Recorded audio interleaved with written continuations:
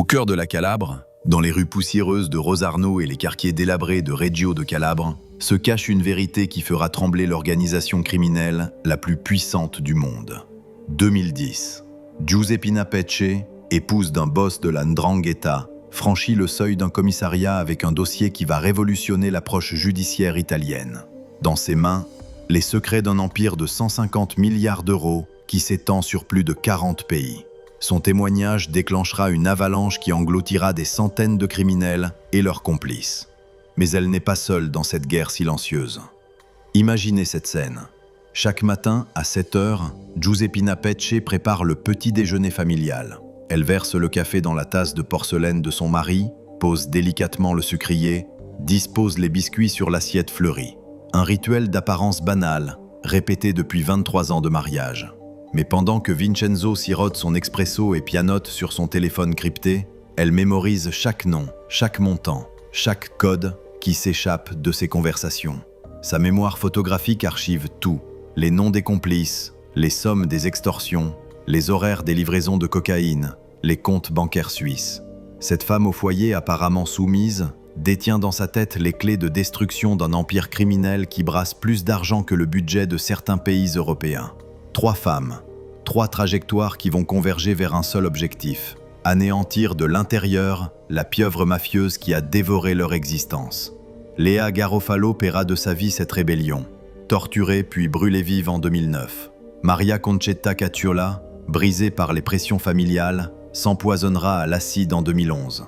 Seule Giuseppina survivra pour voir s'effondrer l'empire Pecce sous les coups de boutoir de la justice italienne. Son témoignage déclenchera l'arrestation simultanée de 500 ndranghêtistes et la saisie de 190 millions d'euros d'actifs.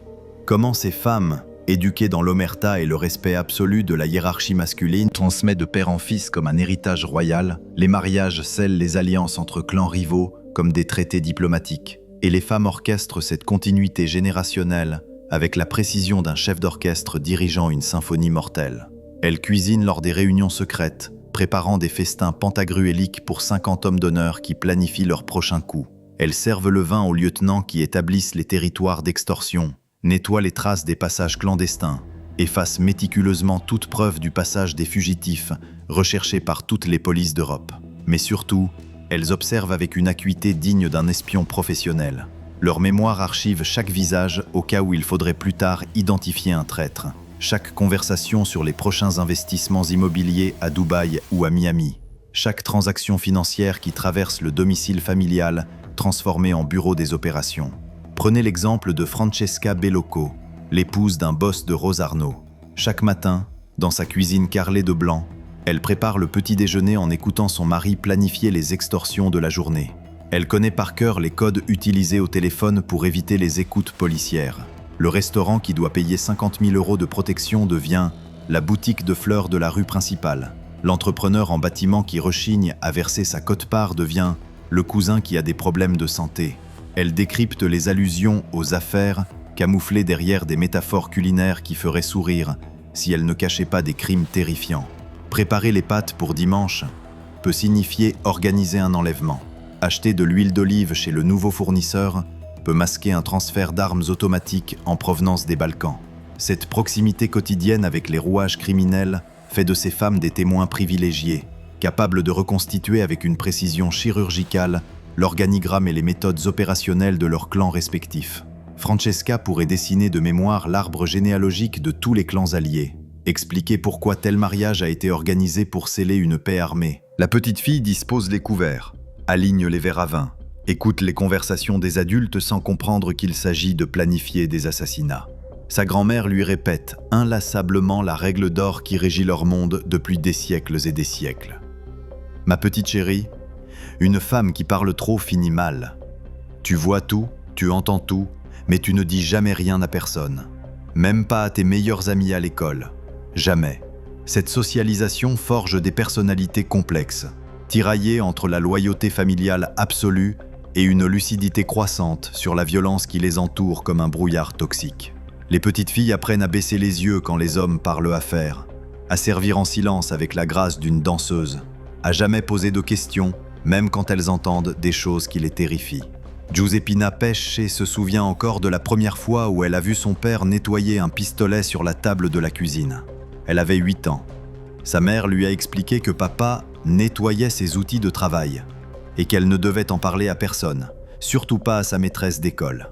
Car si les femmes de la 'Ndrangheta voient tout, elles subissent aussi tout, avec une résignation qui cache souvent une rage sourde. Les absences prolongées des maris emprisonnés transforment leur vie en montagne russe émotionnelle. 3 ans à la prison de haute sécurité de l'Asinara, 5 ans dans les geôles de Pavie, puis retour à la maison pour quelques mois avant la prochaine arrestation, elles vivent dans la terreur permanente des règlements de compte qui peuvent frapper à tout moment.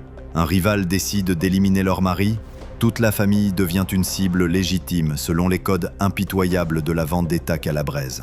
Leurs enfants grandissent dans cette atmosphère de violence latente, éduqués dès leur plus jeune âge pour prendre la relève criminelle ou épouser d'autres héritiers mafieux. Paradoxalement, cette marginalisation apparente leur confère un pouvoir souterrain considérable, qui échappe totalement aux observateurs extérieurs. Quand Vincenzo Pesce purgeait sa peine à la prison de haute sécurité d'Ascoli Piceno, c'est sa femme Giuseppina qui transmettait ses ordres. Cette responsabilité occulte explique pourquoi la défection d'une épouse terrorise davantage les boss que la trahison de 10 soldats ordinaires. Un homme de main ne connaît que sa portion de territoire, ses victimes d'extorsion, ses complices directs.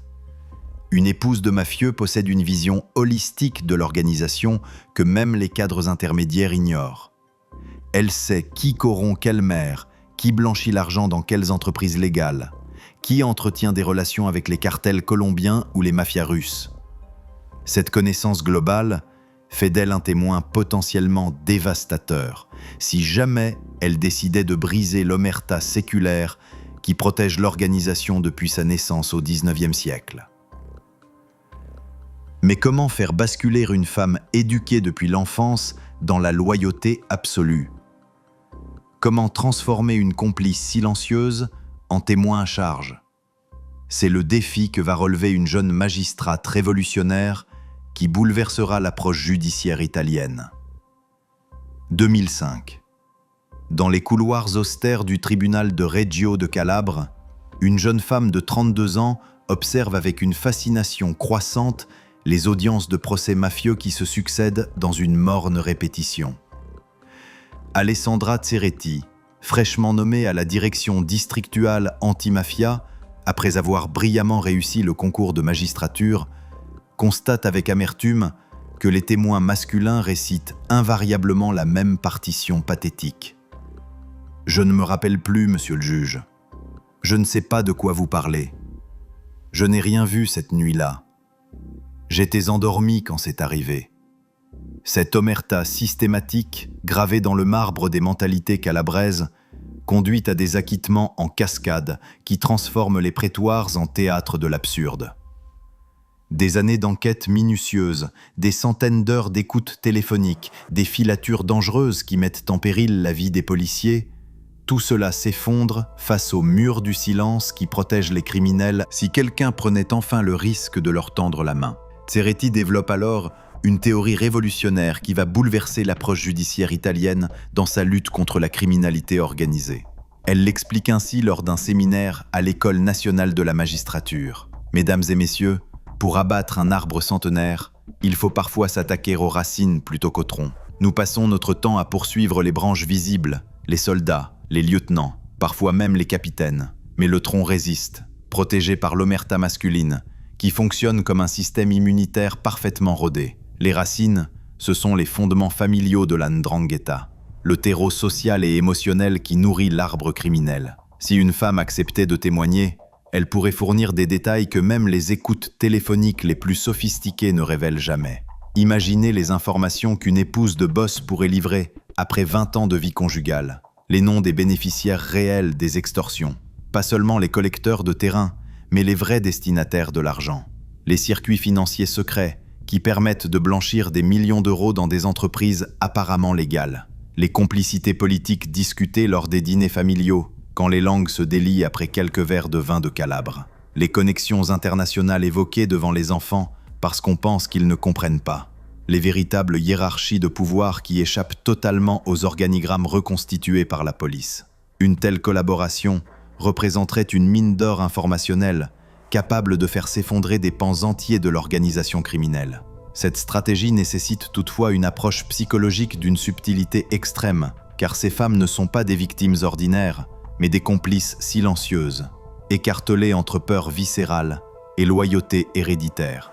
Elles ont grandi dans un environnement où la trahison familiale constitue le péché capital, pire que le meurtre lui-même. Retourner contre son propre mari nécessite de franchir un Rubicon psychologique que la plupart d'entre elles considèrent comme infranchissable. Celles dont les enfants ont été menacés par des clans rivaux et vivent dans la terreur permanente. Celles qui ont assisté impuissantes à des règlements de compte traumatisants qui ont brisé quelque chose en elles. Mais surtout, elles recherchent les femmes suffisamment intelligentes pour comprendre que leur collaboration pourrait garantir une vie nouvelle à leurs enfants, loin de la spirale criminelle héréditaire qui condamne chaque génération à reproduire les crimes de la précédente. Cette approche patiente, méthodique, presque chirurgicale, porte ses premiers fruits en 2009, quand une première collaboratrice accepte de témoigner sous protection judiciaire. Son nom reste secret pour des raisons de sécurité évidentes, mais ces révélations vont faire l'effet d'un tremblement de terre dans l'organisation criminelle calabraise. Elle livre les noms, les adresses, les méthodes, les comptes bancaires, les complicités politiques de son clan avec une précision qui stupéfie les enquêteurs. 15 arrestations sont effectuées simultanément. 50 millions d'euros d'actifs sont saisis. 3 filières d'importation de cocaïne sont démantelées du jour au lendemain. Le signal est donné. Pour la première fois dans l'histoire de la lutte anti-mafia italienne, les femmes peuvent faire tomber l'impénétrable muraille de l'omerta masculine. Cette brèche ouvre un boulevard psychologique pour d'autres épouses tentées par la dissidence mais retenues jusque-là par l'impression que leur sacrifice serait inutile. L'impact médiatique de ce premier succès résonne dans toute l'Italie comme un coup de tonnerre dans un ciel serein. Les journaux titrent sur la femme qui a fait trembler la 'Ndrangheta. Les télévisions organisent des débats sur les nouvelles armes de la justice. L'opinion publique découvre avec stupeur qu'une simple femme au foyer peut disposer d'informations plus précieuses que des années d'enquête traditionnelles. Mais cette victoire spectaculaire déclenche aussi une contre-offensive impitoyable des clans, qui comprennent intuitivement que cette évolution menace leur survie même. Si les femmes se mettent à parler, c'est tout l'édifice criminel séculaire qui risque de s'effondrer comme un château de cartes. 1974, Petilia Policastro. Un petit bourg de montagne perdu dans l'arrière-pays calabrais où le temps semble s'être arrêté au XIXe siècle. Léa naît dans une famille déjà marquée par la 'Ndrangheta, comme une tache de naissance impossible à effacer. Ses oncles gravitent dans l'orbite criminelle locale depuis l'adolescence. Ses cousins multiplient les petits trafics de cigarettes et de hashish. Son environnement quotidien baigne dans une violence normalisée qui forge sa personnalité précocement. À 12 ans, elle a déjà assisté à 3 règlements de compte dans sa rue. À 15 ans, elle sait reconnaître les différents calibres d'armes à feu au simple bruit de la détonation. Cette éducation par l'exemple pourrait en faire une complice docile, comme tant d'autres. Mais Léa développe au contraire un caractère rebelle qui inquiète profondément son entourage familial. Contrairement aux autres jeunes filles de son milieu qui acceptent leur destin avec résignation, elle pose des questions gênantes qui jettent un froid dans les conversations. Pourquoi les hommes de la famille ne travaillent jamais, mais ont toujours de l'argent? Pourquoi certains voisins changent de trottoir quand ils croisent son père? Pourquoi sa mère pleure parfois la nuit en récitant le chapelet? Elle refuse certaines soumissions traditionnelles qui font partie du code de conduite féminin local. Elle regarde les hommes dans les yeux quand elle leur parle, exprime ses opinions lors des repas de famille, manifeste une indépendance d'esprit qui dérange profondément les vétérans de l'organisation habitués à une obéissance féminine aveugle. À 18 ans, elle rencontre Carlo Cosco lors d'une fête de village qui va sceller son destin tragique. Lui a 25 ans et tous les attributs du parfait héritier mafieux. Beau comme un acteur de cinéma, riche grâce aux trafics familiaux, respecté et craint dans tout le pays. Fils d'un boss influente de Cosenza, il représente un parti enviable que beaucoup de familles se disputent pour leurs filles. Leur relation passionnelle débute sous de mauvais auspices, car leurs caractères s'opposent diamétralement. Carlo espère que la maternité calmera les velléités d'indépendance de sa compagne, mais l'effet inverse se produit. Tenir ce petit être innocent dans ses bras déclenche chez Léa un instinct de protection maternelle qui va progressivement entrer en conflit avec l'environnement criminel qui l'entoure. Elle veut pour sa fille un avenir différent de celui qu'elle a connu. L'école, l'université, un métier respectable, la possibilité de choisir son mari par amour plutôt que par intérêt clanique. Ces rêves normaux pour n'importe quelle mère italienne deviennent des utopies dangereuses dans le contexte mafieux où toute ambition de normalité constitue une trahison des valeurs traditionnelles. Carlo appartient à la nouvelle génération de ndranghetists, plus brutale et moins respectueuse des codes ancestraux que ses prédécesseurs formés à la vieille école. Les anciens respectaient certaines règles non écrites qui limitaient la violence. On ne tuait pas le dimanche, on ne s'attaquait pas aux femmes et aux enfants innocents.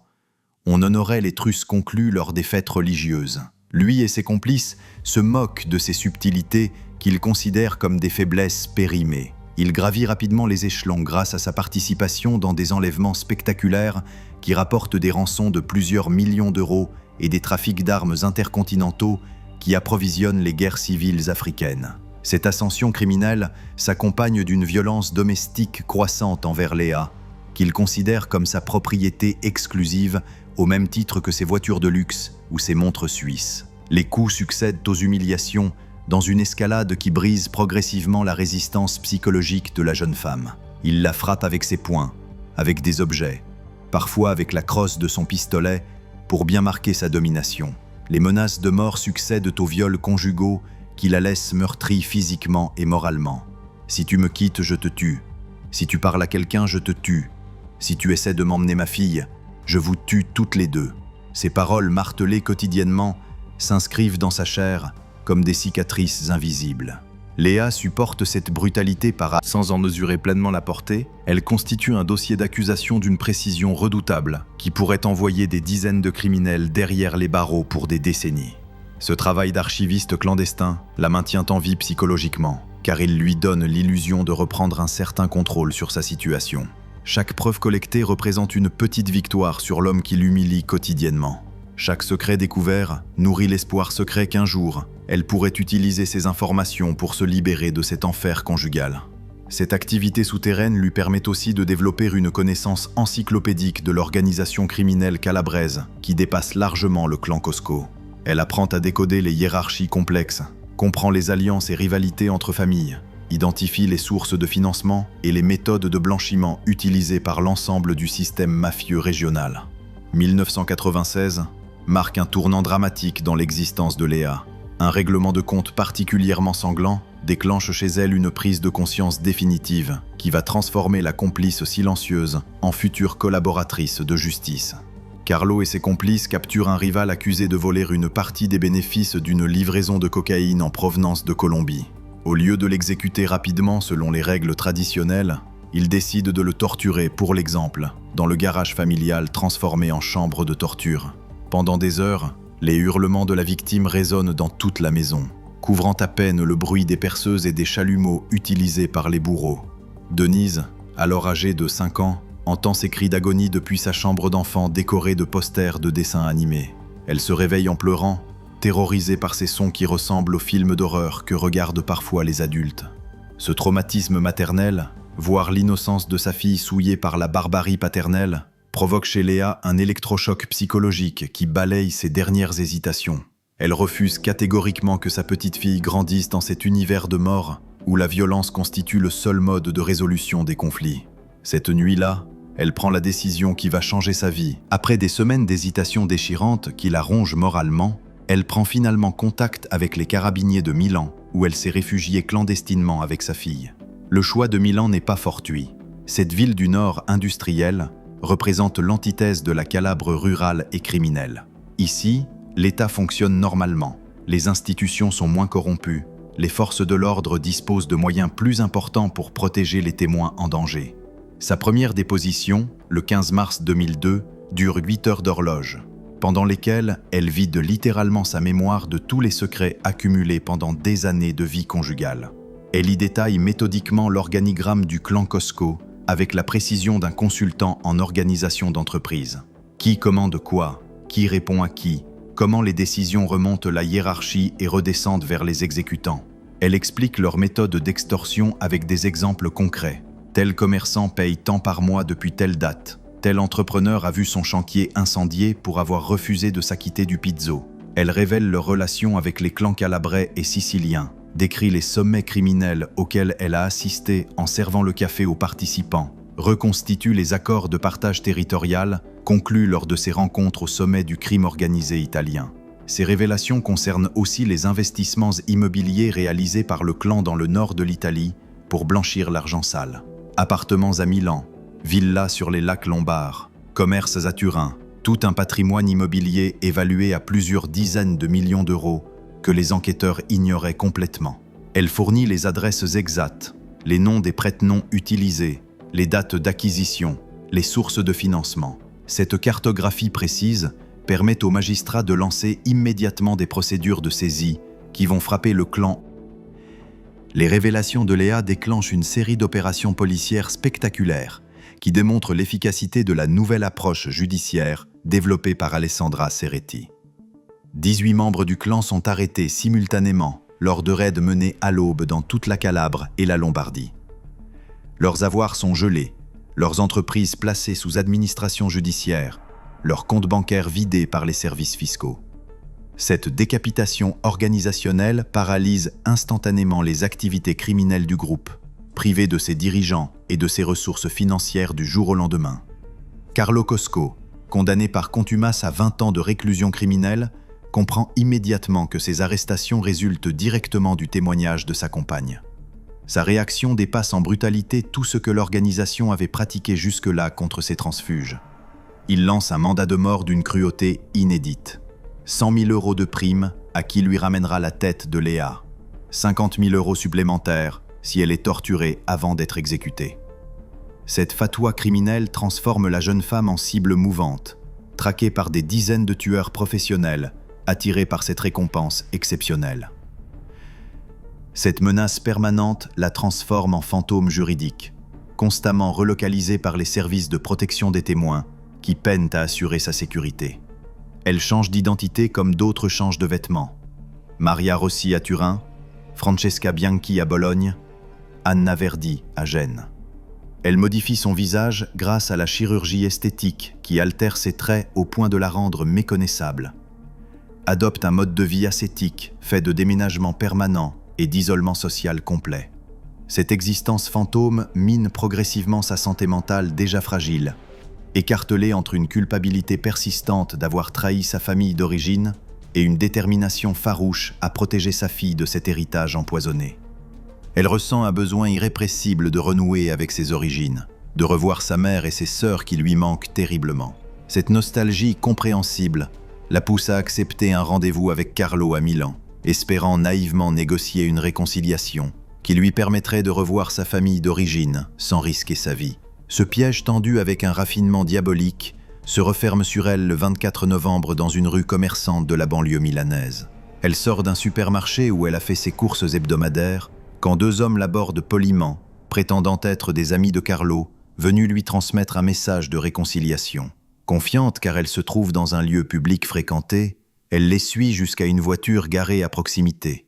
Dès qu'elle monte dans le véhicule, elle comprend qu'elle vient de signer son arrêt de mort. Mais il est trop tard pour faire marche arrière. Elle disparaît pendant 3 jours qui constituent un calvaire inimaginable.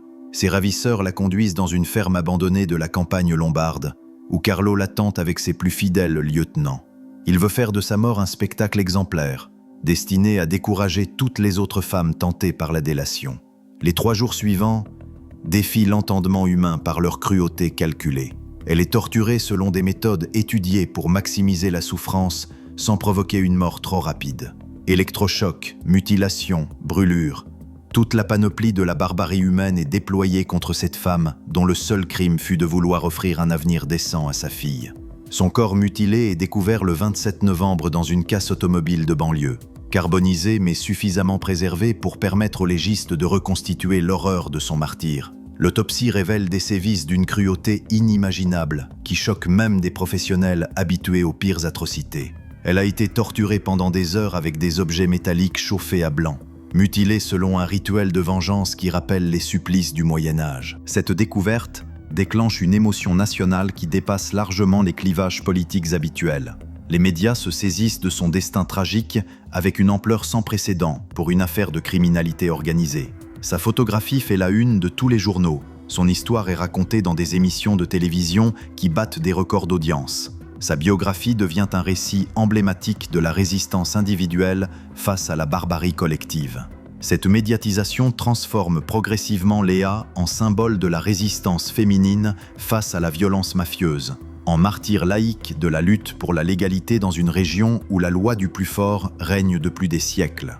Des rues prennent son nom, à Milan, Naples, Turin, Rome. Des associations féministes organisent des commémorations annuelles, le 24 novembre, date de son enlèvement, devenue journée nationale contre les violences mafieuses faites aux femmes. Sa biographie, écrite par un journaliste d'investigation milanais, devient un best-seller, traduit en 12 langues, qui fait connaître internationalement la réalité de la condition féminine dans les familles mafieuses. Cette postérité glorieuse dont elle ne profitera jamais encourage paradoxalement d'autres femmes de 'Ndrangheta à franchir le pas de la collaboration judiciaire. Le sacrifice de Léa fertilise littéralement le terrain de futures rébellions qui ébranleront les fondations séculaires de l'organisation criminelle calabraise. Son martyre démontre que mourir pour ses convictions peut parfois produire plus d'effets que vivre en les trahissant. Sa mort transforme une histoire individuelle en symbole collectif, un témoignage isolé en mouvement de résistance, un acte de courage en révolution judiciaire. Sans le savoir, elle a ouvert la voie à d'autres femmes qui poursuivront son œuvre de destruction méthodique de l'édifice mafieux, construit pierre par pierre depuis des générations.